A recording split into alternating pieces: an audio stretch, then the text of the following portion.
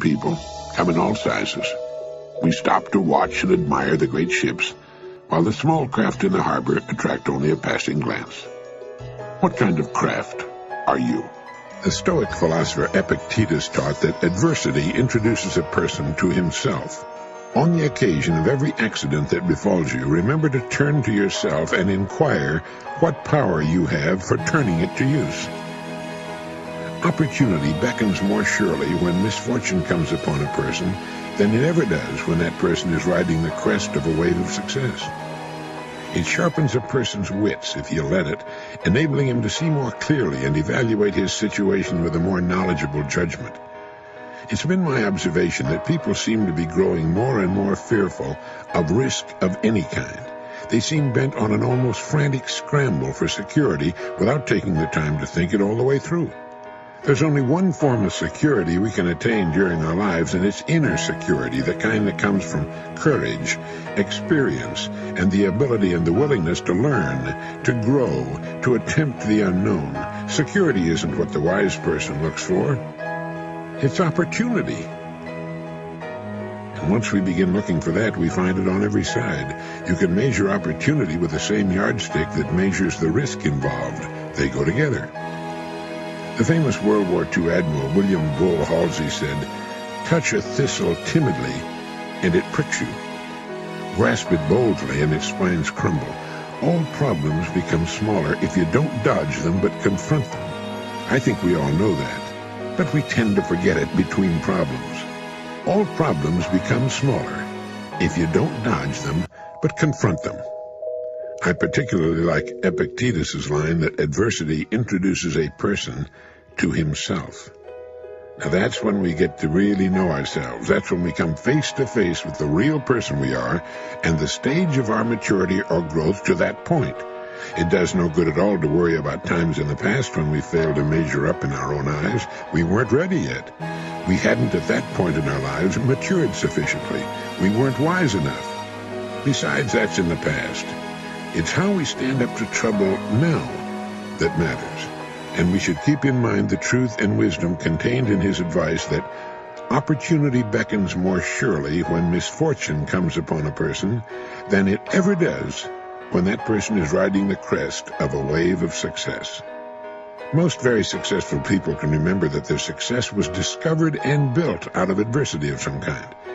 It's not the problems that beset us. Problems are surprisingly pretty much the same for millions of others. It's how we react to problems that determines not only our degree of growth and maturity, but our future success, and perhaps much of our health.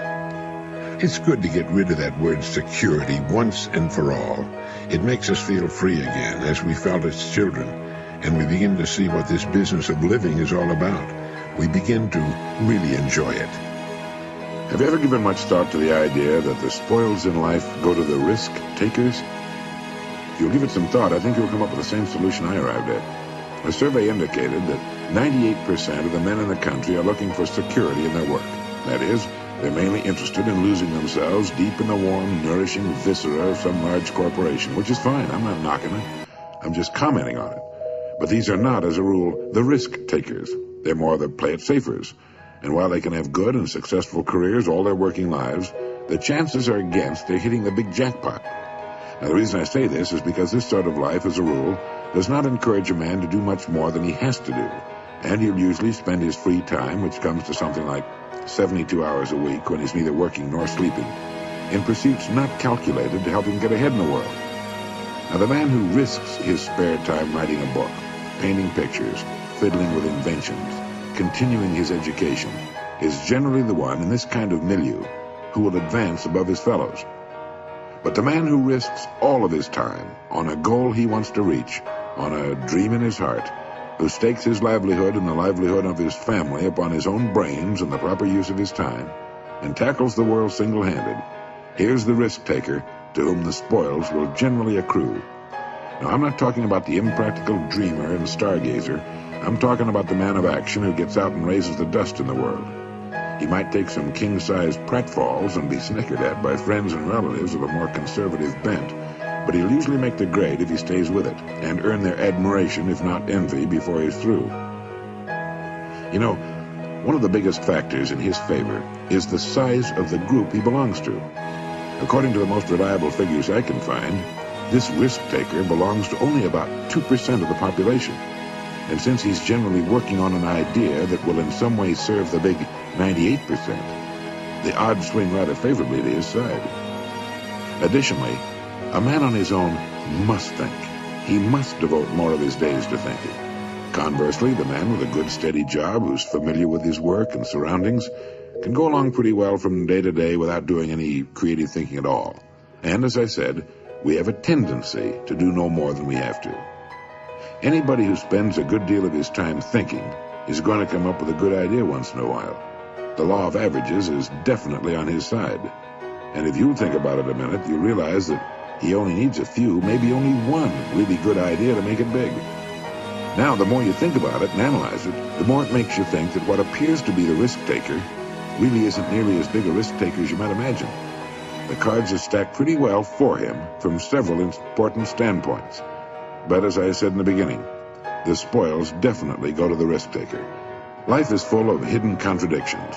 One is that the man who thinks he's playing it safe really isn't, and the man who seems to be taking the greatest risks, considering the law of averages, is playing it safest.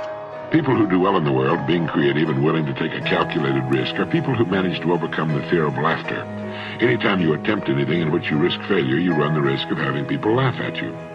A college professor worked for many years on an invention. He tramped all over New England trying to interest capital in his device for making the human voice travel along a wire. The people laughed at him. It was, of course, plumb idiotic, they said, to suppose that the human voice could be carried along a wire and heard for many miles or even for a single mile. But our old friend and benefactor Alexander Graham Bell could not be laughed out of it, and every time we pick up the telephone, we salute the man who stayed on course despite the laughter. Millions of people laughing in derision could not hurt us an iota, but we stand in mortal terror of it. Men and women who can prove themselves heroes in great crises tremble before derision. It's a queer quirk of human nature we probably develop as children. It has cost much. It's changed the history of the world. Sometimes the price of a laugh has meant the slamming of a door of fame and fortune, or even immortality. Elias Howe invented the sewing machine, but it nearly rusted away before the American women stopped laughing about it and could be persuaded to make use of it. With their sewing done so quickly, they argued, what would they ever do with all their spare time? So a biographer paints a tragic picture. The man who had done more than any other to lighten the work of women was forced to borrow a suit of clothes on an occasion of a public appearance. Men are as bad as women when it comes to resisting new ideas. The typewriter had been a demonstrated success for years before businessmen could be persuaded to buy it. How could anyone have letters to write, they argued, to justify the investment of $100 in a writing machine? Only when the Remingtons sold patent rights to the Telegraph Company and two groups of salesmen worked in competition was the resistance finally broken down. Xerography faced the same kind of problem when it was first introduced, and other inventions have had similar battles. Here's an extract from a notebook of Robert Fulton, who invented the steamship, who changed the world from sail to steam on the oceans of the world. He wrote, as I had occasion daily to pass to and from the shipyard where my boat was in progress, I often loitered near the groups of strangers and heard various remarks as to the object of this new vehicle. The language was uniformly that of scorn, sneer, or ridicule. The loud laugh often rose at my expense, the dry jest, the wise calculations of losses or expenditures, the dull repetition of Fulton's folly. Never did a single encouraging remark, a bright hope, a warm wish cross my path. Never did a single encouraging remark, a bright hope, a warm wish cross my path. And that's about what you can expect when you try something new. Emerson once commented that no one ever falls ill, but that passers-by idly hope that he will die. And the same perversity and built-in envy cause people to think or hope that any new idea or plan that runs counter to established principle will fail. Speaking of Emerson, he also wrote, Pythagoras was misunderstood, and Socrates, and Jesus, and Luther, and Copernicus, and Galileo, and Newton, and every pure and wise spirit that ever took flesh. To be great is to be misunderstood. You know, we tend to forget that the greatest people, the greatest writers, the greatest teachers, were for the most part in violent disagreement with their times and the way things were being done. We seem to have become so flabby in our acceptance of anything, that we fail to do anything personally about what we see about it. Norman Cousins has written that the biggest issue of all in the years just ahead is not just the squandering of physical resources, but the squandering of human resources. What constitutes failure? What does a person have to do or not do in order to fail? Herman Melville died in 1891. He wrote the book Moby Dick, the whaling epic, with its tremendous metaphysical concept of evil, at the age of 30. The book was published in 1851, sold a few copies, and then was promptly forgotten except by the limited connoisseurs of creative writing. Melville lived 40 years beyond publication of Moby Dick. He considered himself and his book a failure, and from a publisher's point of view, Melville was right. Of his other novels, Billy Budd remained unpublished for 40 years after his death, and like Moby Dick, has since become a literary classic. Today, sales of Melville's works run into the millions, but there is no retroactive compensation for the author's troubled soul or shoddy purse.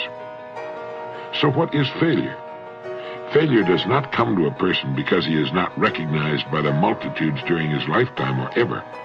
Our success or failure has nothing to do with the opinions of others. It has only to do with our own opinion of ourselves and what we're doing. The only person that can be called a failure is that person who tries to succeed at nothing. Success, as far as a person is concerned, does not lie in achievement. It lies in striving, reaching, attempting.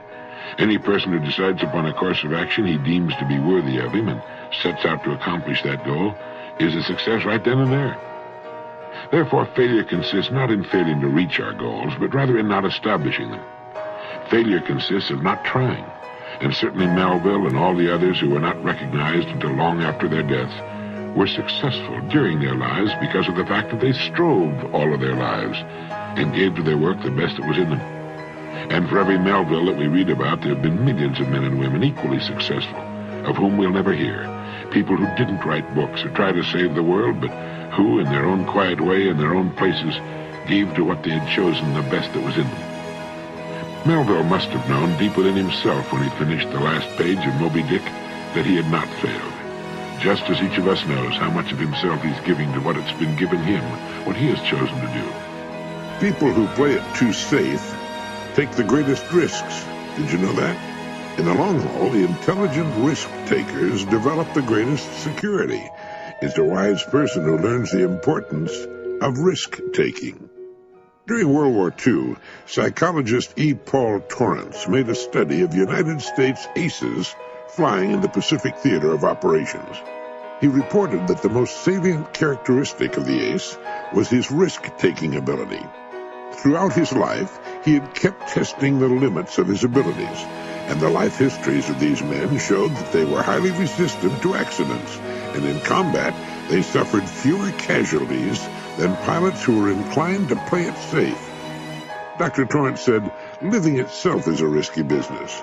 If we spent half as much time learning how to take risks as we spend avoiding them, we wouldn't have nearly so much to fear in life."